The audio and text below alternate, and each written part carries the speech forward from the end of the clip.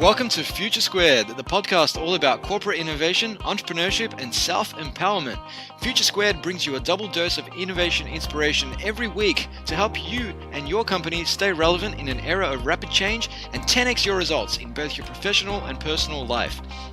Each week, I'll bring you corporate innovators, entrepreneurs, authors, keynote speakers, and thought leaders such as Steve Blank, David Allen, Brad Feld, Tim Harford, Karen Dillon, Jenny Blake, Neil Patel, Rand Fishkin, Pascal Finette, Ryan Blair, and Ash Moria, to name just a few. While every Friday, I'll bring you Fast Fix Friday, some quick, digestible insights to help you end your week on a high as you head off for the weekend. Future Squared is brought to you by Collective Campus, an innovation hub school and consultancy based in Melbourne, Australia and Singapore that works with companies to help them adopt the mindset, methods and tools to navigate change and survive and thrive in an era of rapid disruption. If your organization needs help coming up with ideas, testing and turning ideas into reality, incubating teams, driving cultural change, or connecting and partnering with startups, then visit www.collectivecamp.us. And without further ado, here's today's podcast. This episode of Future Squared is brought to you by Spigot, the largest provider of innovation management software to some of the world's foremost companies, including the Commonwealth Bank of Australia, Westpac, CSIRO, Westfield, AT&T, Citi, Coca-Cola, MetLife Insurance, Pfizer, Sprint, Unilever, and many more. Spigot has powered innovation and process improvement for large enterprises, enabling them to engage with their employees, customers, and partners to build a culture of innovation. Spigot is recognized by both Gartner and Forrester as the leader in the innovation management sector. For a limited time, listeners of Future Squared can get 10% of Spigot's innovation management platform. Taking advantage of this offer is super easy. Simply sign up for a demo at futuresquared.xyz/spigot. That's SPIGIT. And now for today's episode.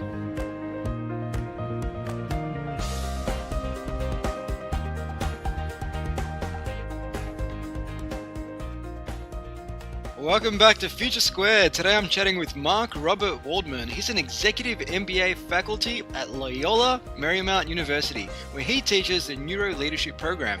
He's the author of 14 books, including Words Can Change Your Brain and How God Changes Your Brain, picked by Oprah as one of the must-read books of 2012. According to Time and Newsweek and the Washington Post, Mark and his colleague Andrew Newberg are considered the world's leading authorities on spirituality and the brain. He teaches throughout the world, and his work has been featured on PBS, National Public Radio, Canadian National Television, Oprah, and in dozens of national magazines. So with that, I bring you the one, the only, Robert Waldman. Welcome to the show, Mark. I am thrilled to be here. Well, we're thrilled to have you, and you're joining us from sunny California? Yes, although it's been rainy California, but we're pretty much dried out now. Yeah, you're LA, is that correct? Yes, I'm in the Malibu State Park, surrounded by the Malibu State Park. So I'm in one of the few areas in Los Angeles where all I have to look at is countryside. We have a resident bear, 2 mountain lions, and more rattlesnakes that somehow have managed to cross 15 freeways to get over here. We don't know how that's happened. Fantastic. Sounds like a lovely place. Do you manage to get out and do much hiking or get out into nature a lot? I love living in it and being out in it as much as possible. That is genuinely the most spiritual environment I can find for myself. Yeah, I couldn't agree more. I find that whenever I head out into the hills, my sense of presence and being one with nature is definitely heightened. When I find myself in the city, which is most days of the week, there's just so much noise going on, marketing slogans, cabs, beeping their horns and all sorts of stuff, busy professionals running around, and it's so hard to just be at one with nature and find your presence in that environment. So I absolutely love getting out into the hills whenever I can. But let's get into it. So congratulations on the release of your and Chris Manning's new book called Neurowisdom. I believe it's your 15th book, if I'm not mistaken. 14th, but at that number I start losing count. My mind doesn't go that high. Fair enough. So the book essentially explores the new brain science of money, happiness, and success. And it came out 2 days ago, according to Amazon. So it actually proposes that we can improve our happiness levels, productivity, and so on simply by doing 1-minute exercises every hour of our workday. What can you tell us about that? Well, our research originally emerged from doing brain scan studies of nuns, Buddhists, Pentecostal speaking in tongues, different forms of affirmation studies. And we can all see that when you go into these deeply relaxed contemplative states of mind, the cognitive decision-making centers in your frontal lobe work a whole lot better. Your ability to use the creative problem-solving structures in your brain, you have easier access to. You end up feeling more confidence, more self-esteem. It'll even change your tone of voice so you'll feel more empathy and compassion when you're engaged with somebody else. But the problem is that everybody would do their meditations for 20 or 40 minutes in the morning, and when they threw themselves back into the workplace, they're just habitually going at it with the same old stress-filled attitudes and behaviors. Like earlier when you mentioned the wonderfulness of being out in nature and how it can be serene, it made me think of a famous guru who said, when you learn how to meditate on the dirty streets of Delhi, then you are a master. Yeah, I love that. So what we found in our research, particularly if you try to bring these relaxation or mindfulness strategies into the business community, a busy CEO isn't going to take 40 minutes in the morning to meditate. They're, up and working 1 second out of the bed, and for the next 12, 14, 16 hours during that day, they just keep going and going and going and going. So we found that from our research, it turned out that one study began to show that you get the same benefits if you meditate for 20 minutes as opposed to 40 minutes. And then Andy Newberg and I did another brain study, having people do a certain type of meditation for 12 minutes. And again, we see the same forms of benefits taking place after about 8 weeks of practice. More research came up to show that you really begin to enhance those neural structures that are involved with making healthy choices and decisions and connecting better with people within 60 seconds of doing a meditation, but then it fades away. We are able to get our Executive MBA students to commit to 1 minute each hour. So we found that we could take many different kinds of brain training strategies and ask a person to, for example, download a mindfulness clock onto their computer, and they would hear, and they could set it to ring 1 to 3 times an hour.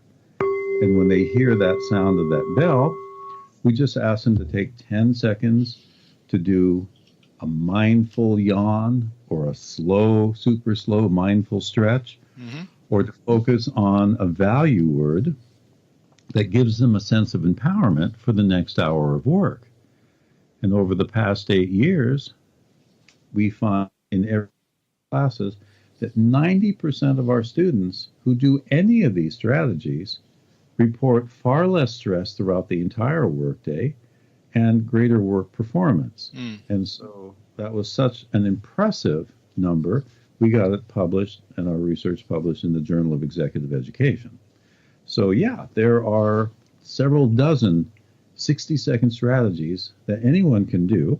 And when you pace it throughout the day and just take 1 minute at the end of each hour to do something that's very pleasurable, that's very relaxing, do the briefest meditation possible, you will have accumulated, 6, 7, 8 minutes throughout the day, and you will have effectively integrated your own personal spirituality, your own sense of stress-free, focused attention, and it's the best of both worlds. Yeah, I absolutely love that. And I know so many people who fall into the camp of saying, well, I can't sit still for 10 minutes or 20 minutes, or people who do manage to sit still for 10 minutes or 20 minutes, but see meditation more as an end rather than a means to an end. So they say, well, I've done my meditation. I can go out into the world and be an asshole now, right? Or they feel good afterwards, but then they forget everything once they step out of their building into the world, and the first sign of tension or resistance, and they just snap and they fall back into that reactive state, and they forget about being present and at one with their inner self and their emotions and being emotionally aware. So from a personal perspective, I meditate for 10 minutes every morning, but then if I find myself kind of falling away, like you said, that fades as the day progresses, just sitting down for a couple of minutes in an empty meeting room and just taking a few deep breaths, a few meaningful breaths, and just, I suppose, phasing out everything else just brings you back. And then you can go back to your team and wherever you work, and you can just be a more pleasant person and be present and be, like you said, in that state where you can be creative and can be productive. But you're still doing one that we consider to be a flaw. You're still separating yourself, your mindfulness, your meditation, your spirituality when you're actually engaged with other people. So I'd love you to do an experiment right now. Sure. And every one of our listeners will hear a tremendous change in both your and my energy and focus, and it will actually create a more intimate dialogue between you and I. All I want you to do is to use whatever technique you use to fall into the deepest, relaxed, mindful, meditative state that you know of. And I will do the same, and watch what happens if we stay in that state, but you and I have to continue to do the interview as we're currently doing. Okay. Want to play? Yeah, let's do it. All right. So we do this for a minute? Well, we don't even have to do it for a minute. And why don't I invite all the audience on how to get into the deepest meditative state as fast as possible. I'm going to ring the bell, and I want all of us to do one of three things. I want you to do slow, mindful yawning, where you're just aware of it, even if you're just faking the sound by in and going. Or I want you to slowly twist and turn, super slow motions, like taking a full 60 seconds to roll your head in a circle.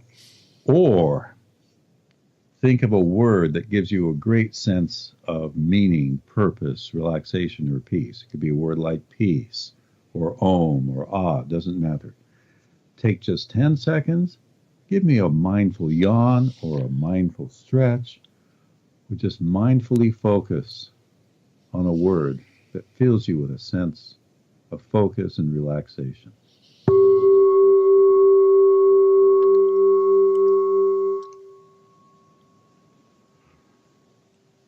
And it should pull all of us into a more present state of awareness. And the moment that happens, a lot of the thought-filled busyness, we have constant inner speech rambling on in our head all the time. This is what I wanted, what I'd like to say, this is what I'm listening to, blah, blah, blah, blah, blah. But when you step into this more relaxed state, mental stress goes down, but so does mental activity. So there's less thoughts going on, but there still are thoughts going on, and the thoughts that come out, if you trust your intuition, will emerge more slowly. Your brain will kind of select them a little more differently. And in this kind of relaxed meditative dialogue, you can form profound intimacy with a stranger in about 3 or 4 minutes.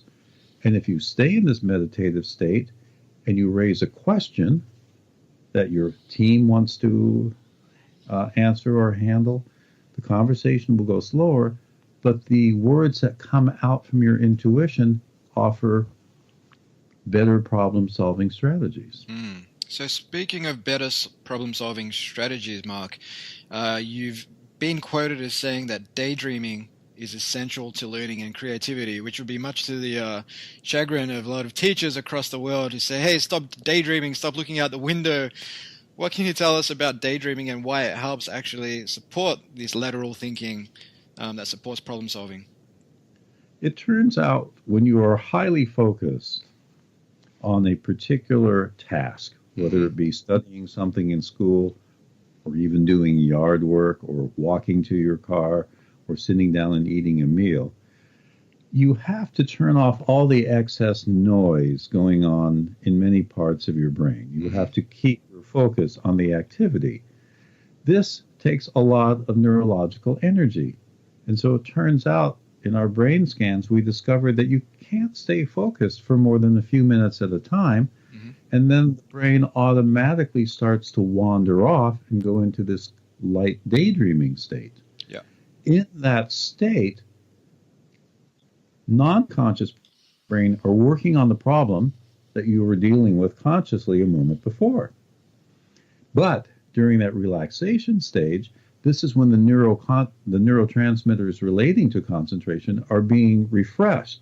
They're being plugged back into the neurons necessary to stay highly focused. Mm-hmm. So you and I can do that right now, and the audience can do it. Just take a full 20 seconds to let your mind wander, and you'll notice that different thoughts and feelings keep floating in and out of consciousness. You could turn your attention to your breathing, but if you don't try to focus, you'll feel sensations in your breathing, you'll hear sounds in your ear, you may notice different colors in the room. And in this period of time of when I'm just talking and describing to you my own daydreaming process, now if I choose to focus on a particular question, I'll be able to come up with an intuitive answer more quickly. In fact, when you're really struggling with something, we highly recommend that everybody close their eyes, give that yawn, that mindful yawn and stretch, sit quietly, let yourself daydream for a full 60 seconds, and then ask your intuition for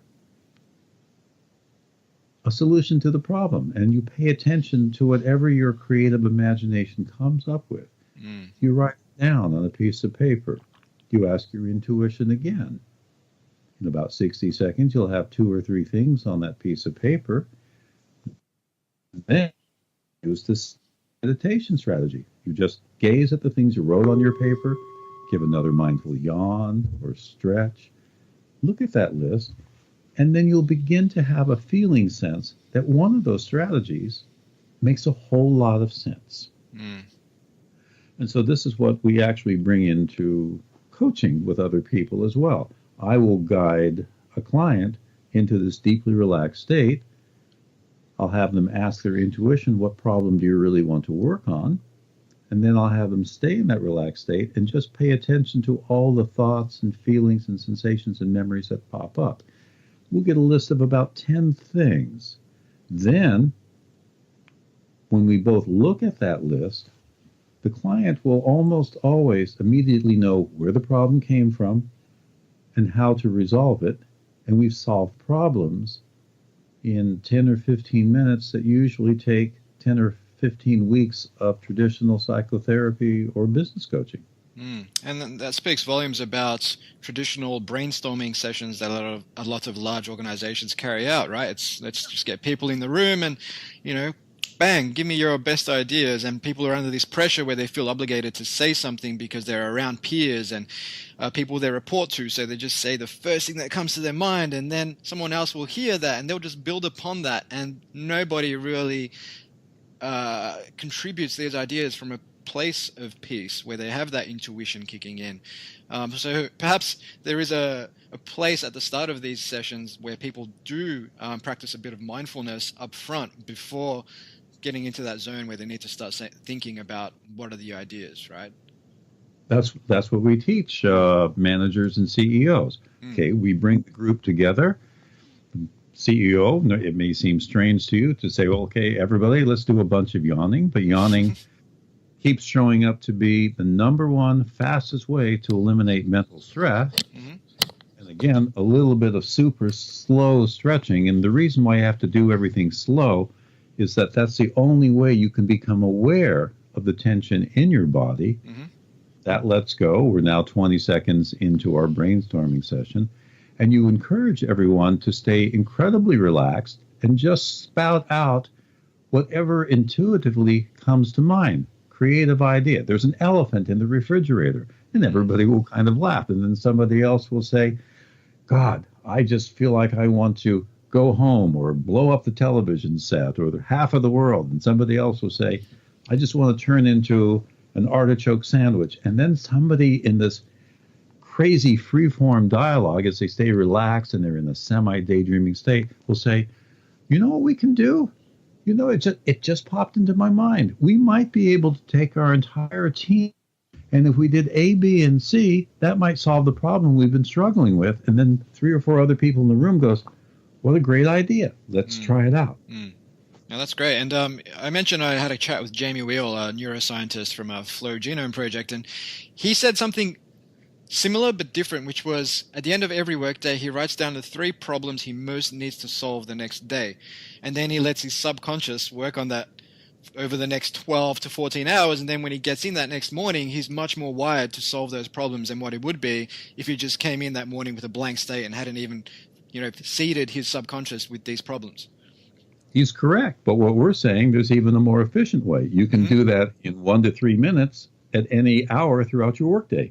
You don't have to wait to the end of the day. Now, the field of positive psychology has made an interesting contribution. If at the end of the day, instead of looking at the problems that you have, because that's the normal workaholics thing to do, we just move from problem to problem to problem, the positive psychology movement discovered that if you want to build self-esteem in just a few days or a few weeks, at the end of the day, just write down 3 things you did well and 3 things you feel grateful for. Do it just for 7 days in a row, and your self-esteem continues to grow over the next 3 months. Yeah. Now, that's one of the best pieces of research out there. And what we learn from neuroscience is that our brain tends to automatically focus on all the problems, and it tends to automatically recall every little negative thing that happens.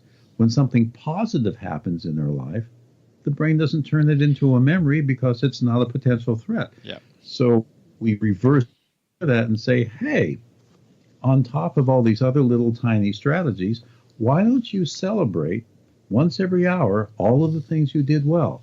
Why not immerse yourself, go into a meditation state, and savor the little tiny successes? Oh my God, I got up this morning. Oh, it felt good. There was a beautiful bird outside of the window. We take these brief moments of pleasure, we make them more conscious, we make ourselves more consciously aware of it. That sense of pleasure releases dopamine, dopamine from your motivational centers of the brain, and it helps your consciousness to become actively pursuing of the specific goals you want to accomplish. Yeah, and you're exactly right when it comes to our minds just latching onto the flight or fight response. And I think it's the amygdala in the brain that picks up on things about 3 or 4 times faster than we become conscious of it. And it's usually in that fear state, and it's in that reactive state. And as a result of that, we're always looking at what's negative, what's wrong in our lives. And you look at the news, and it's always negative news story. Nobody wants to hear that a plane landed successfully at JFK Airport in New York, right? But yeah, I mean, I take the time every night to write down what I'm grateful for. But as someone who I suppose considers themselves somewhat ambitious, it's always, what could I have done better as well? Not saying this is what I stuffed up, but ultimately, here's what I could have done better. What did I learn, and how can I use this to my advantage going forward as well? But always focusing on what am I grateful for, whether it's the smallest thing, a conversation I had with the barista that morning, or just the opportunity to get out and talk to people like yourself, Mark, as part of what I do. There's so many things to be grateful for, rather than just latching onto the negative and saying, look at all these problems. What am I going to do, without thinking about everything you have going for you in your life? And what's really cool is that you can actually see this happen in a brain scan study. You can see that a person, when they are normally relaxed and normally focused on a goal, you'll see more activity going on in the right prefrontal cortex, which is the pessimist in our brain. But people who take a few minutes to relax, focus on their successes, or to do anything pleasurable, the moment that begins to happen, the more you learn how to relax into a state of focused attention, we see activity in those negativity centers in the prefrontal cortex, which is an area right above your right eyeball, and you see an increased activity going on in the left prefrontal cortex. This turns down activity in the amygdala, which is basically there to get excited about different things and to see whether there's a potential threat. And so amazing to actually see that we can use our thoughts and our awareness to change not just the neural functioning of our brain, but we can actually begin to change the structures of many areas within our brain as well. You can actually begin to shrink the size of the amygdala after a few years of practice, which means that you permanently have a more difficult time getting upset or distraught about something. You don't want to turn it off entirely, or you won't, or you won't even be aware of how much we are kind of a jerk towards many of the people in the world. Yeah. Well, it's true. I mean, the amygdala, I suppose, once upon a time, it served a purpose more so than today. I mean, it still serves a purpose, but I imagine when we were hunter-gatherers and running away from bears and all sorts of stuff, perhaps would have served a much greater purpose than it does today, when today it serves a purpose which I suppose keeps us away from opportunity in many ways, because we're scared that it will put us in a position where our ego is damaged, or that we will be made to feel inferior or humiliated and so on. If you didn't have your amygdala, and sometimes the amygdala has to be removed, like some people have severe epileptic seizures that are so bad that if you remove that part of the brain, that it stops their seizures. But it also eliminates their sense of morality. They just don't feel bad about anything, and they don't feel a sense of danger. And so the amygdala is also necessary for having empathy, compassion, to having any kind of feelings towards somebody else. Pull it out, you have your thought processes of what you want to do, but there's now a fundamental disconnect between your feelings and your ability to be aware of how other people are affected by your actions. Yeah, great. So we want to shrink the amygdala, but we don't want to get rid of it altogether. Correct. So on essentially, I mean, what you're saying sounds as if it reminds me a little bit of what Tony Robbins and Deepak Chopra refer to as training your brain or retraining your brain to see the world differently. How aligned is, I mean, everything you're talking about with, the tenets of neuro-linguistic programming, say? Well, the interesting thing about neuro-linguistic programming is that Tony Robbins totally recreated it, which had absolutely nothing to do with the original NLP that was created back in the 1970s when we were all playing around with Gestalt therapy and everything else. In fact, there's only a couple of principles left in NLP that hasn't been incorporated into either cognitive therapy or totally away into. So what we've learned about the neuroscience of communication, which is what I wrote about in my book, Words Can Change Your Brain, that's the new NLP. So, for example, when we are talking to somebody, it is our entire facial expression that conveys more meaning behind our words than the words themselves. But it's also coupled with the tone of our voice. NLP used to have this notion that if your eyes looked in one direction and another, it would mean this or that. It turns out it doesn't mean anything. It does turn out, though, that when you feel defensive, you'll scrunch your forehead together, the corners of your mouth will pull down. But if you train yourself, like if you close your eyes, this is one of my favorite exercises. You close your eyes for a moment, and again, all of our listeners can do this. Visualize somebody you deeply love, or visualize an activity you did that brought you profound satisfaction, and immerse yourself in that pleasant memory, and you should begin to feel a slight Mona Lisa smile forming across your face and a softening of the muscles around your eyes. Now, people who see that face will automatically begin to, if we put you in a brain scan machine, we'll see what the trust circuits and where the trust circuits are within your brain. This was such an amazing discovery that the police force in one part of the UK decided to make use of this, and they would make giant posters of eyes staring at you. Because one research study showed that you take, it's called an honors bar, at work or whatever else, and there's coffee, there's cookies, there's whatever else. And you're supposed to leave 50 cents or $1 for this in the container. Every other day, they would switch the picture above the honors bar. One day it would be a picture of flowers. The next day, it would be just somebody staring at you. The next day, another neutral thing, a building or something like that. Then back to another face of somebody staring at you. On the days that the face was looking at you in those pictures, even though the people weren't aware of it, 3 times the amount of money was given to the honors bar. Well, so it made people more honest. So the police department put these all around the places, and they created cardboard cutouts of policemen staring at you, and they set them up in malls, and it cut the pilfering and the stealing rate in half. There was only one thing that people kept stealing: the cardboard policemen that were cut out. That makes a lot of sense. That's an interesting way to solve the problem. Actually, probably not 100% related, but it reminds me of a story of an office building with an incredibly slow elevator. And they just thought about, well, we can't afford replacing the elevator. It's going to cost too much money. So you know what they did? They put mirrors up. Because when people check themselves out in the mirror in the morning, it kind of makes them forget that it's taking a minute to get to the 30th floor. So especially people that are a little bit vain. So, yeah. They use the same type of experiment. These are called money games. The field is called Neuro-economics, and this is one of the things that's featured in my book, Neurowisdom. Mm-hmm. How people deal with money. Turns out that we have incredibly greedy brains. Mm-hmm. So if I was to tell you I'm going to send you into this room over here, and there's $101 bills on the table, and I'm going to tell you, you can walk in that room, take as much or as little of that money as possible, and walk out the back door, what would you do?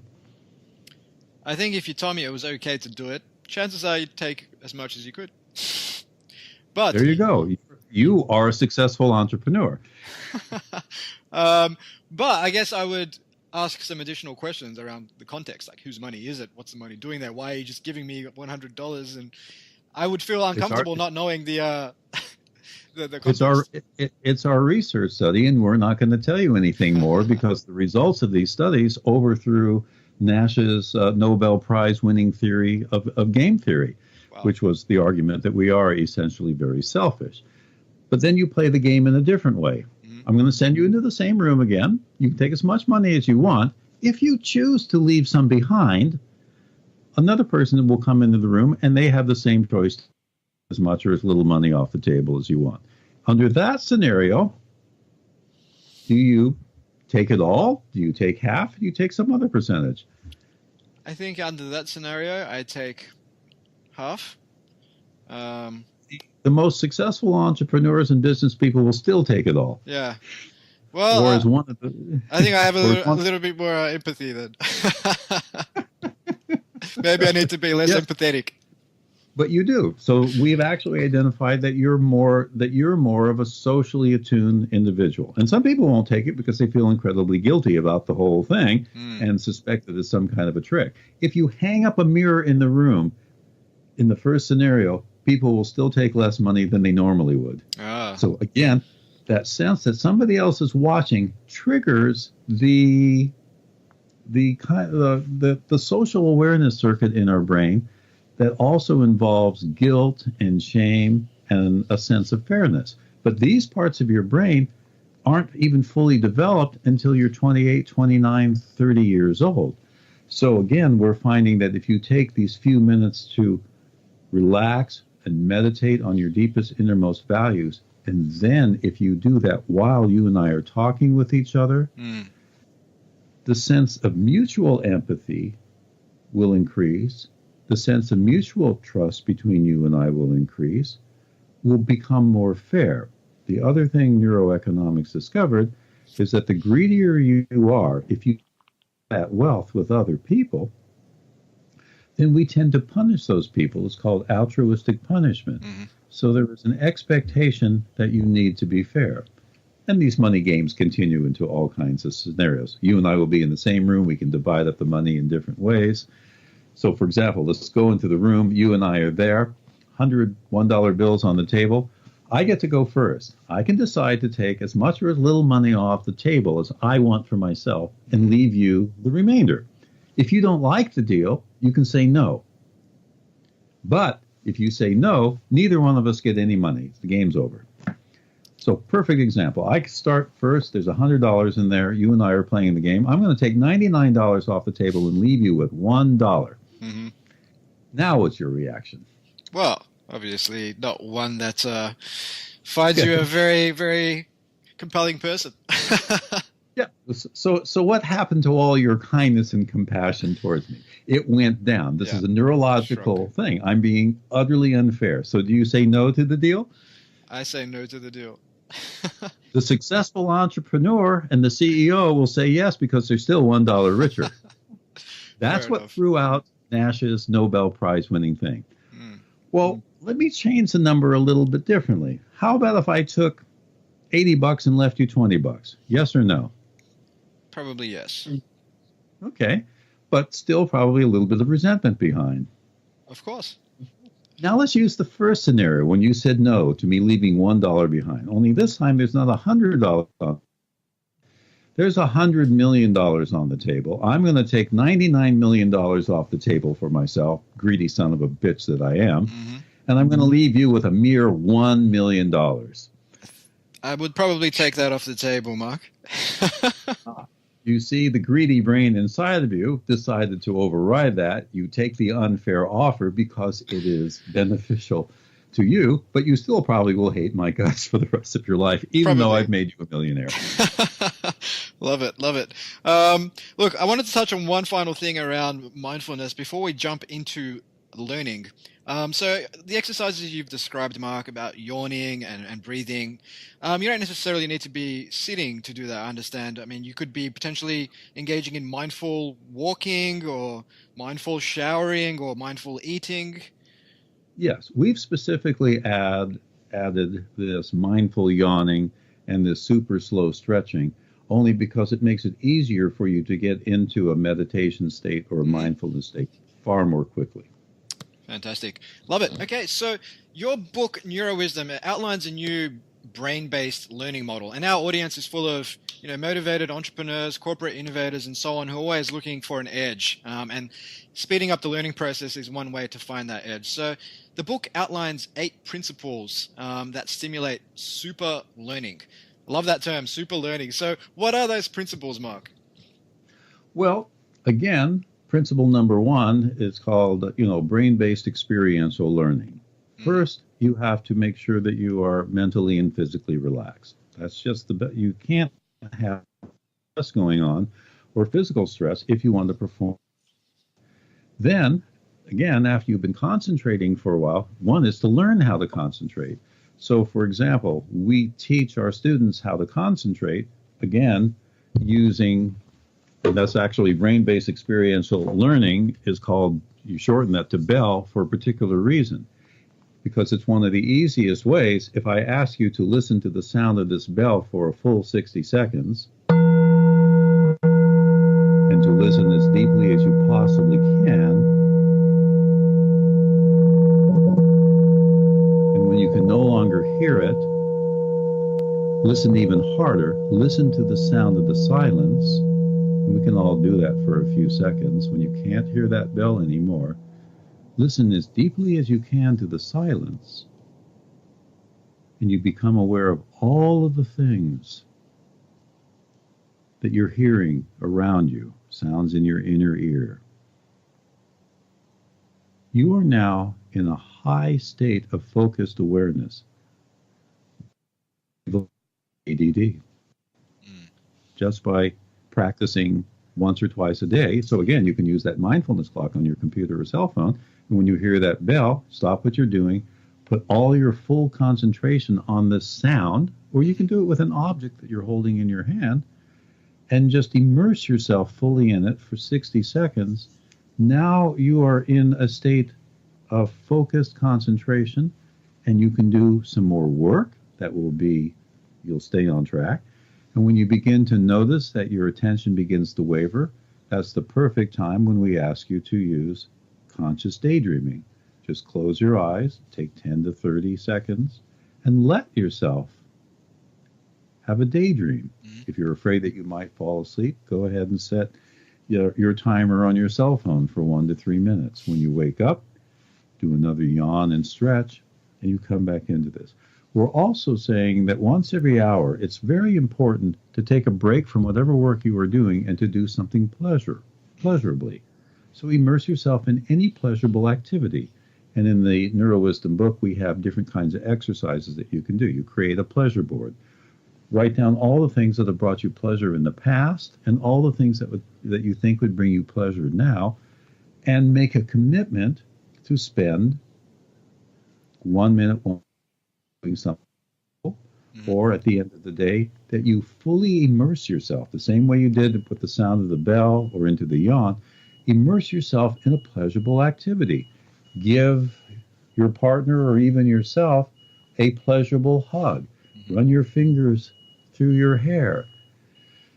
Hold up a piece of food that you really want to eat and savor the smell of it and the looks of it. Just immerse yourself in the pleasurable sense. The human brain's very simple. Anything that's pleasurable and new and different, it will motivate your brain to go after more and more of those particular goals that will bring it future pleasures. Anything that you perceive as being painful makes the brain back away from that. So we want to always recognize, if we want to become more motivated, we look for those goals that we imagine will offer us the largest pleasurable rewards. As we work towards those goals, we have to keep giving ourselves smaller rewards along the way, because again, that's what re-stimulates the motivation centers in your brain and releases that dopamine, that pleasure neurochemical, that keeps us focused and concentrated and driving forward to achieve more goals. Yeah, it sounds as if that's somewhat aligned with the Pomodoro technique, where you spend, say, I believe it's 40 minutes working, and then get up, go for a walk, do something, come back in, say, 5 or 10 minutes, sit down, and then reset, rather than trying to do creative work for, say, 3 hours straight. But if you don't like walking, then it wouldn't be a pleasurable activity. Of course. So that's where we've tweaked this learning module. Engage in more pleasure, and always do everything in your power to forcing an optimistic outlook, an attitude in your work. Yeah, and I Even guess if it's false optimism. And I mean, this is not 100% related, but that's at a micro level. But I guess for people in general who are looking to add more enjoyment to their lives, I mean, just taking that time to sit back and say, here's a list of things that I enjoy, and maybe just scheduling a bunch of things that they can do over the next 3 months that fall within that bucket, rather than just falling into the trap of just falling into the grind and living day by day by day. And 3 months go by and you realize, wow, I haven't gone for a hike or gone and visited an art gallery in 6 months since 6 months ago, right? So it's important to just schedule that at a macro level too. Yes. Excellent. So I think we're up to principle number 3. So what were one of the other sort of key principles around learning, Mark? Well, one of my problems is that I put all this together in my book, which is now 1.5 years old, and you're asking me to remember my own 8 principles. And that's a lot. We have to remember that human consciousness only holds about 4 to 7 chunks of information in it. So if you are sitting there with the chart of what those 8 principles are, I have to go look them up in my book, which I will do. So one of the things that I'm wanting to demonstrate in what I just said is that you caught me in an embarrassing moment. Now, an embarrassment moment stimulates parts of the brain that bring up shame, humiliation, trigger old memories of low self-esteem. And what you can learn through mindfulness processes is that when you do find yourself being self-critical, what happens if you sit back and very calmly and gently watch the negative thoughts going on inside of you? It turns out that you create a separation between your negative thinking and your awareness of yourself that's sitting in this very relaxed, peaceful place. Yeah, well, watching your inner thoughts, I think, is quite important, because oftentimes those inner thoughts can be negative and self-critical, and just putting some distance between yourself and those thoughts can go a long way. Here's the other thing. Yes, I have my book open, so I have my 8 principles. Uh-huh. However, here's a piece of neuroscience. One of the reasons why we ask people to write everything down, if you have an insight, if you have a goal, if you have a dream or a desire, you want to write it down on a piece of paper. That becomes your external hard drive. Mm-hmm. Again, remember, consciously, we can only keep 4 to 7 chunks of information in consciousness at any one time. If I was to ask you to say back to me any of the sentences I've said so far with accuracy, I doubt whether you could do it. I doubt that as well. But I have them here in front of me, so I'm holding my book, my hard drive, and that's why we suggest that people write a piece of paper to remind them to look at, because one of the strategies for learning is that we do have to keep repeating this information and learning it in different ways. So principle number 1, relax. Principle number 2, visualize your goal, obstacles, and your solutions. And this research comes from the work of Gabriel Oettingen. And we can now do brain scan studies to show that to visualize the best you can the wish, goal, or desire that you have helps your brain to become oriented towards moving towards that goal. Now, a few people can't visualize, so all you do is think about your goal, and you think about what would happen if you wanted to achieve that goal. So if a person, let's say they have a goal to write a book, visualize yourself writing the book. Visualize that book getting completed. Visualize what the outcome would be from having that book. People will buy it, or so we hope. You'll become more famous. It will document your thinking, whatever it is. Or you'll have more toilet paper available if your book doesn't sell very well. So you want to visualize the goal, but you also want to visualize the obstacle. What will get in your way of writing a book? So, for example, for me, I may have written my last book. It's a whole lot of work to write these books. I used to get 6-figure advances for these books.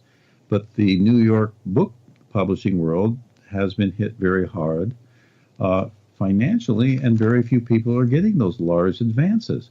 So there were other things I might want to do that are more financially rewarding to me. But if I really wanted to write another book, I would visualize what it would be, what it would mean for me, and then you visualize. So you might say, well, what's my obstacle for writing a book? One obstacle would be, I don't have the time to write a book. I can't tell people how many hours it takes to write a book, because I'm a very slow writer. So what I like to do, I like to make 1-paragraph blogs on many of the Facebook pages that I have, where I have like 20,000 people following me. Okay, I've written all this material. I can now organize those blogs into neurotips, put them together into a book, and offer them for sale. Oh, that's fun. That's something new, and that's something different. So we visualize the obstacle, and then we look and we visualize a way of overcoming that obstacle. For example, I wanted to lose weight one time, and it's very easy to visualize losing that weight, what the health benefits would be. But I always unconsciously would go to the refrigerator and eat food before I was even aware that I was eating food I didn't want to eat. So I see what the obstacle is, and so in my imagination, I visualize the solution. I would tape the refrigerator door closed. And even when I did that, it was hilarious, because I would unconsciously go up to I start pulling on it and wondering what's wrong with the refrigerator. I had totally forgotten. But that type of plan made me aware of my unconscious propensity to eat without awareness, and that helped me to achieve my weight loss goal. So that's that. I guess the same could be said about mobile devices today, and people incessantly checking their phones hundreds of times every day without even thinking why. And they'll open their phone and check Twitter and Facebook and Instagram, even though they did so maybe 5 minutes prior to that. Of course, I'm not talking about myself here, but it seems to be quite bad what's happening out there at the moment. And I think people just are very unconscious when they do these things. Well, no, they're doing it quite consciously. What you've touched upon is the addiction of having something new enter your life at any moment. Remember, the human brain loves new stimulating things. So we're kind of like a puppy. And if you've ever had a puppy or whatever else, it is into absolutely everything all the time, and anything new it goes after and is curious about. Same with a young child. Doesn't matter how many toys you give your kid, it still wants another 100 toys. Mm-hmm. So it turns out that the cell phone has really been designed to stimulate our impulsivity. Something new, different, and interesting is constantly popping up on the cell phone, and we are instinctually driven to look at it. And so it becomes an addiction, and that's where we have to discipline ourselves, which again, that's the important part of using paperwork, so you can map out your plan. Yeah. Principle number 3 is to concentrate on that task. Principle number 4 is when you start feeling tired from that concentration, to then do daydreaming. Then principle number 5, when you are in this daydreaming state, that's where we want you to specifically ask your intuition, which is an actual neurological process in these deeper structures of your brain that tends to have an overview of all of the ways that you think. It can look at the problems you have, the worries coming out from one side of your frontal lobe, the impulse desires coming out from the other side, and it can weigh and evaluate, and you can ask your intuition for advice, and almost always get less than you can from talking to somebody else. We then ask for people, this is principle number 6, to anchor yourself in a word that helps you stay focused on your goal. So, for example, you and I are talking really rapidly in this interview. The word that I'm using throughout this is, Mark, give brief answers so there can be more dialogue and allow the conversation to flow forward, because if I talk too much, I'll wander all over the place, and I excluded you from this dialogue process. Principle number 7 is to enjoy whatever it is that you're doing.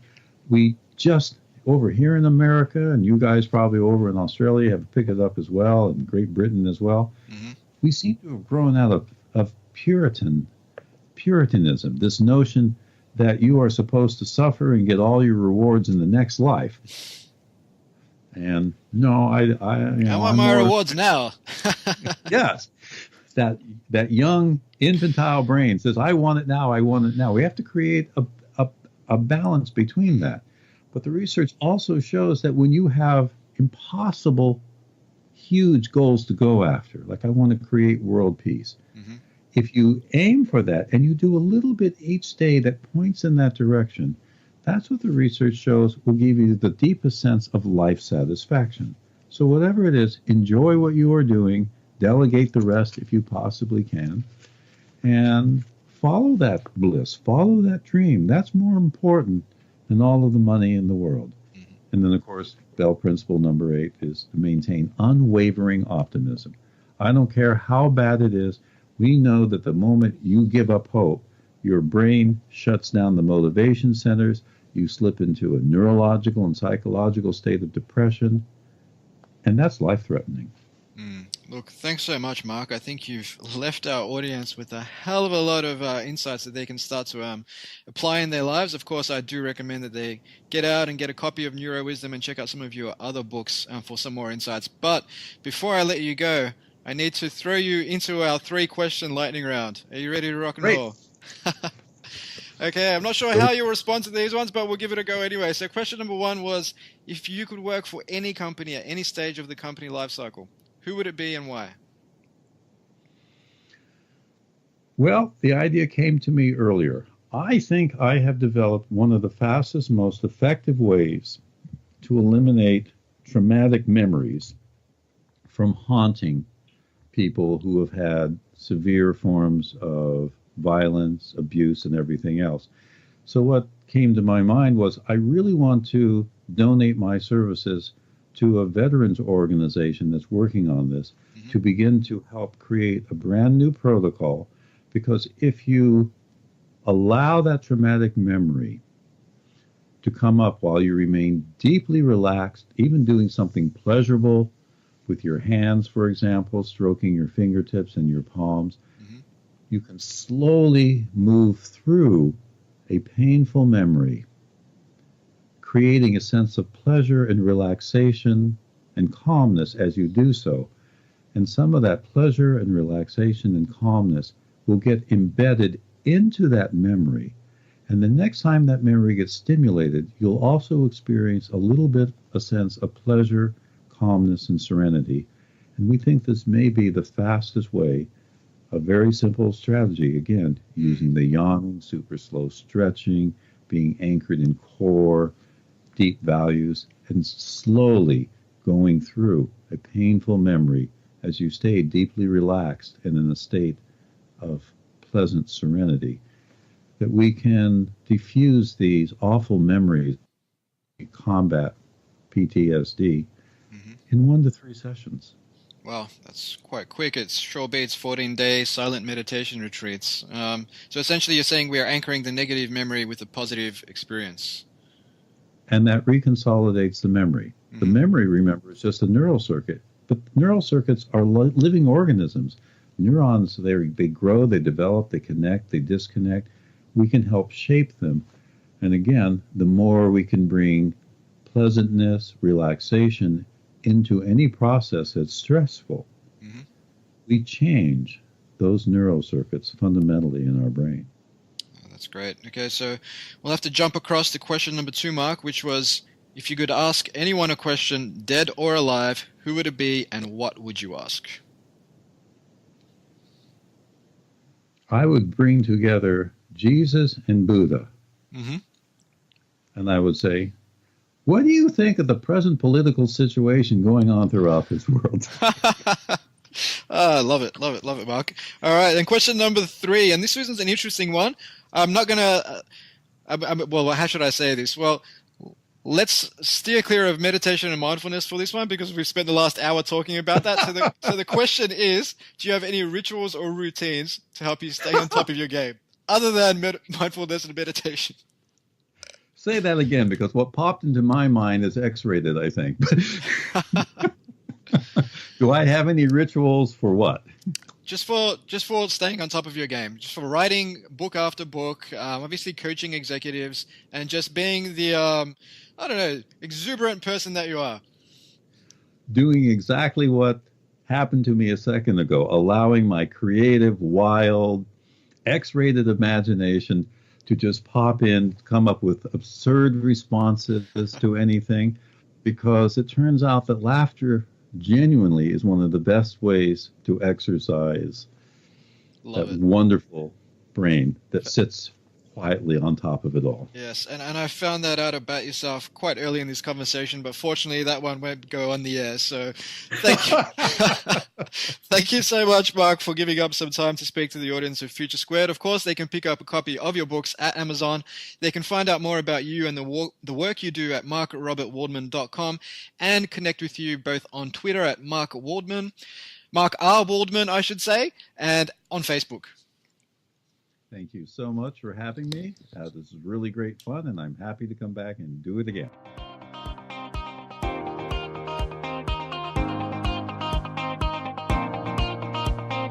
Hey guys, it's Steve again. If you're picking up what we're putting down, we'd love it if you took just a minute of your time to like, share, or subscribe to Future Squared on iTunes, SoundCloud, or Stitcher.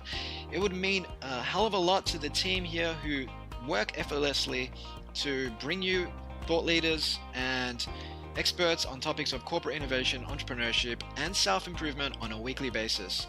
As always, you can find more resources on innovation, including blogs, books, podcasts, videos, webinars, and tools at www.collectivecamp.us. If you'd like to connect with me on Twitter, you can do so at Steve Glaveski. That's Glaveski. Until next time, keep innovating. Future Squared out.